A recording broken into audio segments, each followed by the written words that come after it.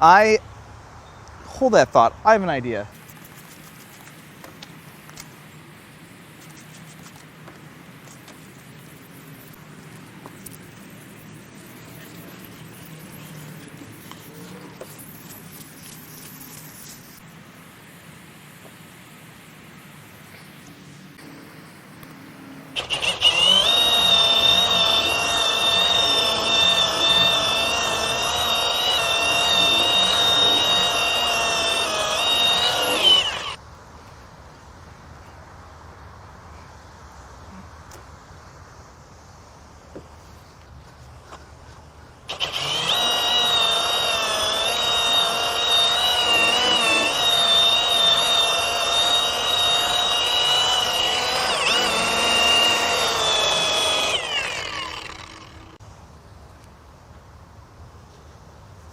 Oh yeah. Oh. I don't think this one's gonna buff out, but will it run? We're gonna find out. This is the nicest 2003 Chevrolet Silverado that has ever occupied this spot, because this is the only time I've had an 03 Silverado in this spot. And as you can see, it's been in a slight incident. It looks worse. Nope, it is way worse than it looks, which is hard to believe considering it looks bad. But I want to show you something I really like about this truck. Would never tell. You'd never be able to know unless you looked at it. And I don't know anything about this truck. I bought it at the auction where I buy most of my mistakes for $500 plus fees and transport. It really wasn't too bad. At the time I bought this, I was out of 5.3s from this generation, and I like to keep my inventory present. So today is a fact-finding mission. A, how many miles are on it? I don't know. No one at the auction wanted to get in this thing to power it on. I don't know if there's a key. I think there's a key. And B, will it run? Will I get a good drivetrain out of it? What is it going to take to get this thing to run? Now, I've been around a lot of these trucks, and I have a pretty good feeling about this, but there's always a thing. Always a thing. So now, why would I buy a truck like this? Well, for starters, GT4 G80. And if you know anything about these Chevy trucks, you know that the 10-bolt 373 with the locker option rear end is pretty valuable. I don't have one in stock, and this truck has one. The other thing is that, wow, the bed looks okay. Well, probably not. That's okay. I didn't really buy it for the body panels. I bought it because it had a GT4 G80 and it has a 5.3 under the hood. And it also has a wheel delete under the fender. And if you get real close to the frame, you can see it's been slightly massaged. That's the best way to put it. So the chances of anything on this corner surviving, nope. There's nothing on this corner. It's gone. Let's look inside this thing. Look at that. Oh, we got Lake Silverado. The seat's fine. Well, is there a key in it? There's a key ring. Oh, hey, look. There's a key.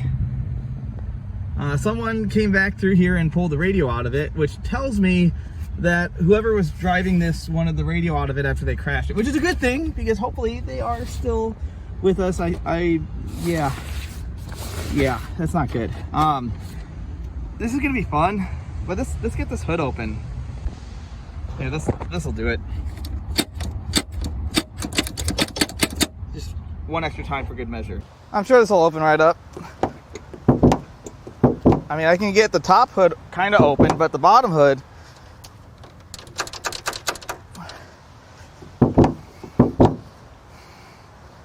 you know, I got a tool for this. Most of the time, this always works. Just gotta be careful, you don't want to scratch anything.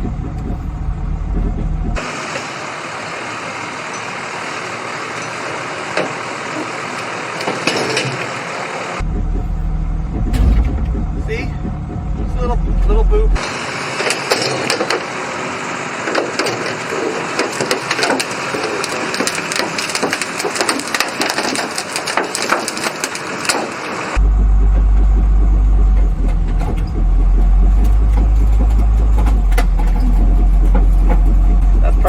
just like so. Well, it's wrecked.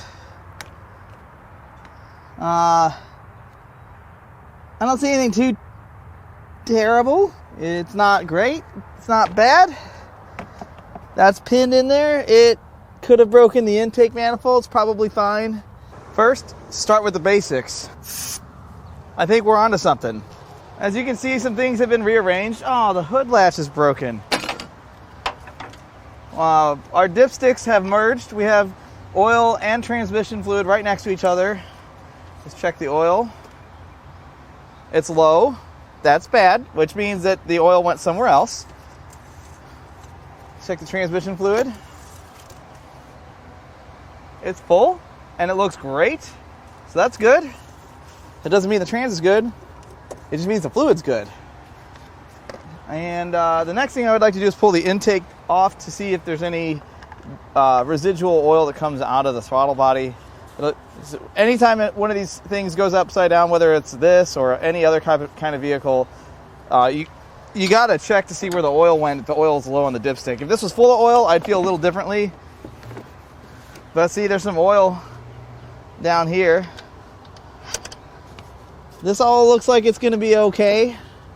I am slight concerns about the cowl on the top of the intake, but we'll cross that bridge when it falls down.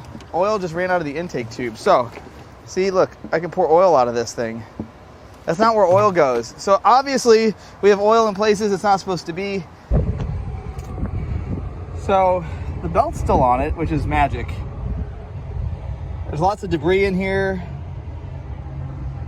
But the fact that the belt's on it tells me that all the accessories are lined up, which means that hopefully the front of the engine suffered no damage from this incident. But we are going to have to pull the plugs out of this before we go to crank it over. I don't want to bend a rod. Start off pulling the plug wires off of this side. If I can, that'd be awesome. I don't have my spark plug wire pliers. Let's just get this air box out of the way here.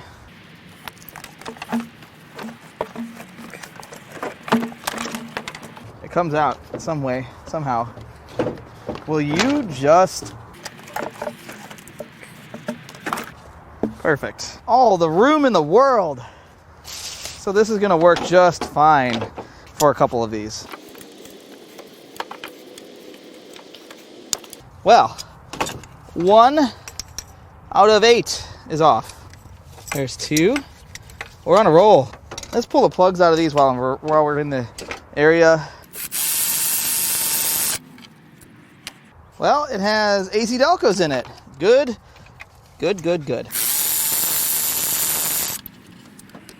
So far, 2 dry plugs. Good signs, but that oil went somewhere.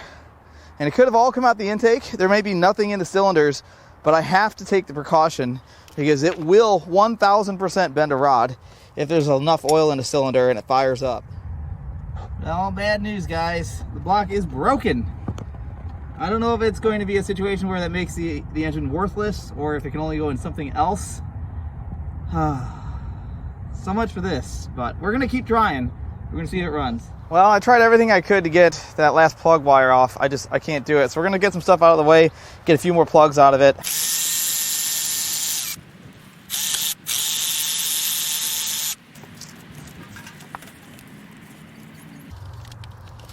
Let's got this. That's safe. Fuse is good though. I want to know where that terminates.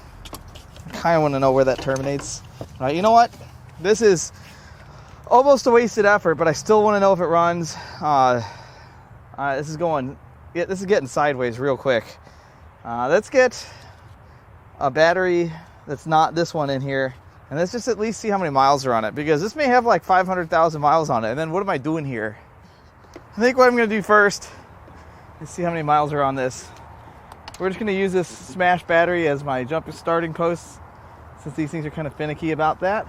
Positive terminal is about 1/8 of a millimeter away from the fender. It's fine. It might not be fine, but for this purpose, it's fine. All right, is it going to set itself on fire? No, nothing happened. I don't know if that's a good thing or not. No sparks. Oh, I hear clicking. All right, let's see what we can see. Ow.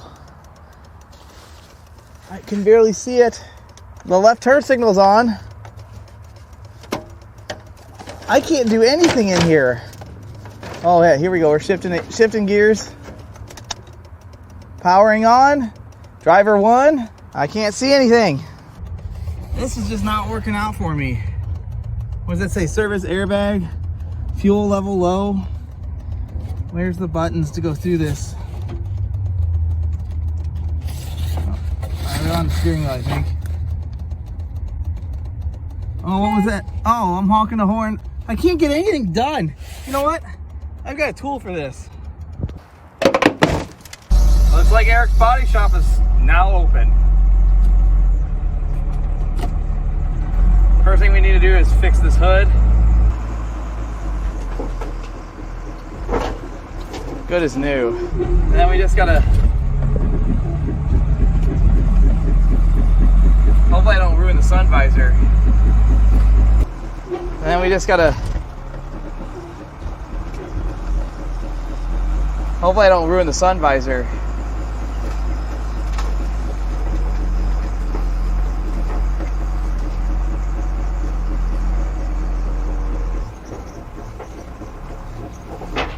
See? It's fixing it.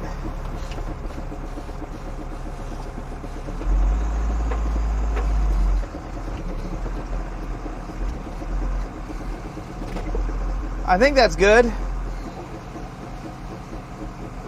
Oh, I'm lifting the whole truck in the air. That's not good. Let's just put it back down.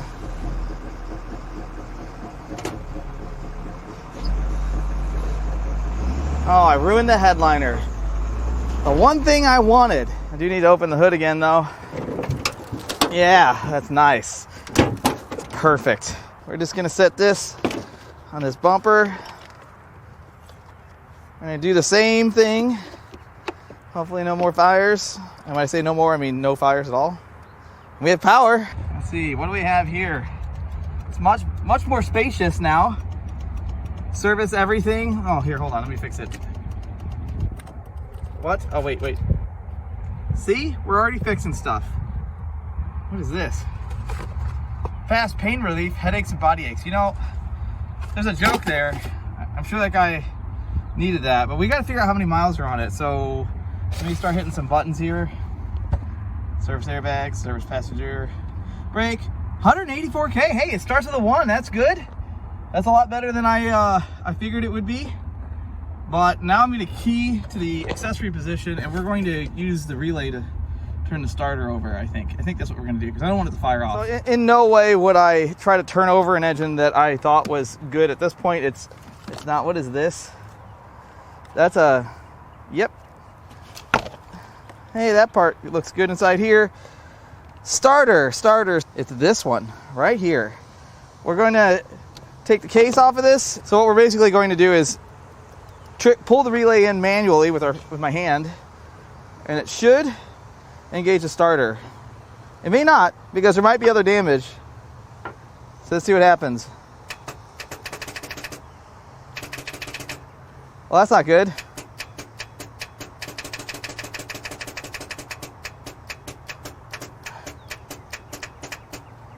Something tells me the starter's probably damaged.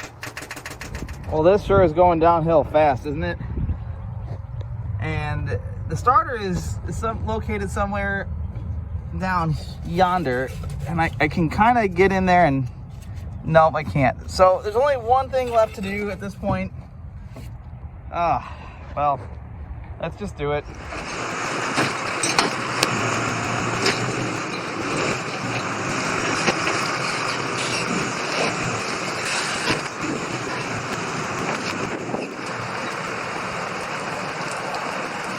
That's bad. Real bad. I need to go get a thing.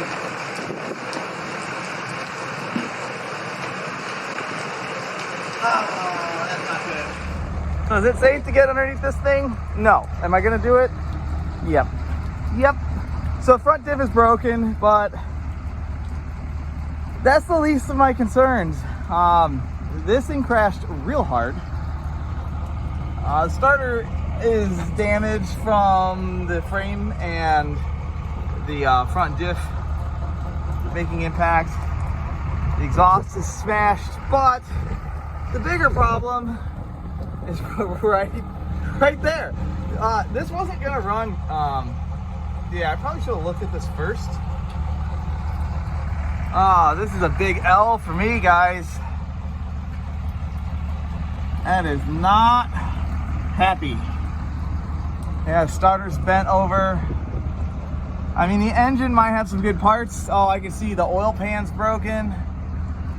Yeah, I had no business bidding on this. I mean, I'll get bailed out by rear end. Hopefully it's good. And I'll sell yeah,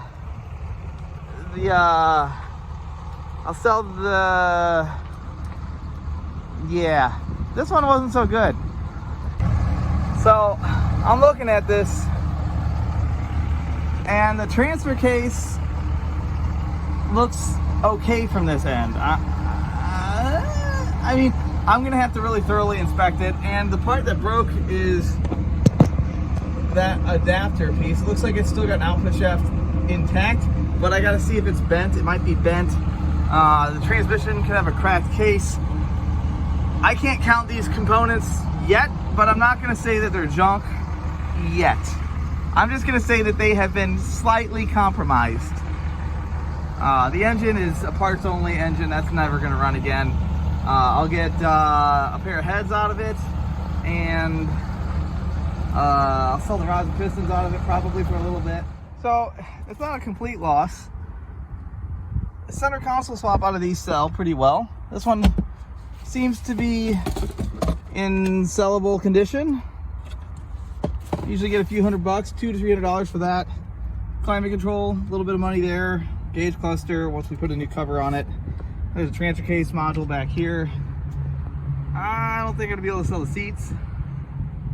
Nope. Wait a minute. See, it's getting cheaper. Door panel. Nope. Nope. Back seat. Satin. And then I thought, man, look at these awesome era correct American racing wheels. And there were four when I bid on this truck. But there's two. There's three. Oh, hey, look, maybe we've got the other one in the bed. Let's get up there. No, that's a steel wheel. And a crappy sub box that they took the speakers out of already.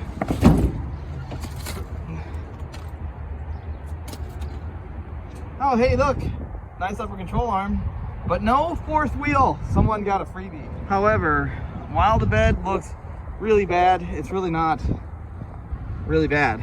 Is it rusty? Look at that. It's not rusty. That's an anomaly. So what I'm probably gonna do is get a port of power between those bed rails and pull that thing, or push that thing straight and sell it pretty cheap for a nice relatively nice rust-free bed. Got some dings and dents in it. We have a saying around these parts, it's called BTM, better than mine. And this bed is better than someone's. Man, this was a shame. Look at this truck, it's still got rockers on it. This obviously wasn't from this area. So I don't always win. I know I've seen comments in videos past that say, oh, you always come out smelling like diamonds or shining like a rose. Well, that's not always the case. Yes, I've done really, really well on some of the cars I've bought in the past. That's why we're in business. I have to do well, otherwise my doors would close. But there is something called the law of averages. For every so many good deals and great buys I get, there's usually one of these. And if I had known this truck was this bad, there's no way I would have bid on it. I thought it was just a light rollover. This really, it's not good. Now, it may seem like a huge loss, which it is if you look at it as, well, it's a loss. But it's not as big of a loss as you would think, because while I have $800 in it with delivery, which seems like a lot, I'll sell the rear end for $700. 180,000 mile GT4 G80. I'm out of them right now. Disc brake rear end, it will sell really quickly. And then I've got some small stuff, the gauge cluster, I'll put a new cover on and sell that. The climate control, the transfer case module, the center console might have survived this ordeal. That's some pretty good money. Worst case scenario, I do all of this work, dismantle this truck, scrap what I can scrap, which I'll get a few $100 there.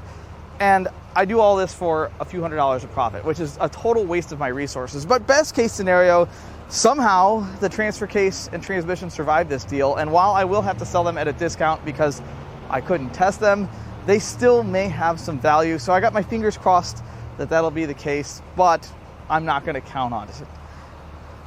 This is bad, but it's just another day at the office. So if you want to see just another day at work, I could do more of these videos. Now, typically I don't get them in that are this banged up, but occasionally I'd like to shoot some content on some of the vehicles I do get in. And if you guys like to see that stuff, just put it in the comments. Let me know. I can't read your minds, but I can read English pretty okay. So if you'd like to buy parts off of this truck or any of the other vehicles I have here on the lot, or if you need your cluster rebuilt and set to the mileage of your truck, we can do all that.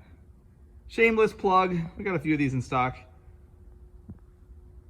So yeah, we have a few of these. If you need these rebuilt, you can go to importapart.com and peruse our inventory. I've been uploading our cars just about every single week. Really hope you enjoyed this video. As always, I love all the comments, all the feedback, and even the criticism. I love it all, and I'll catch you on the next one.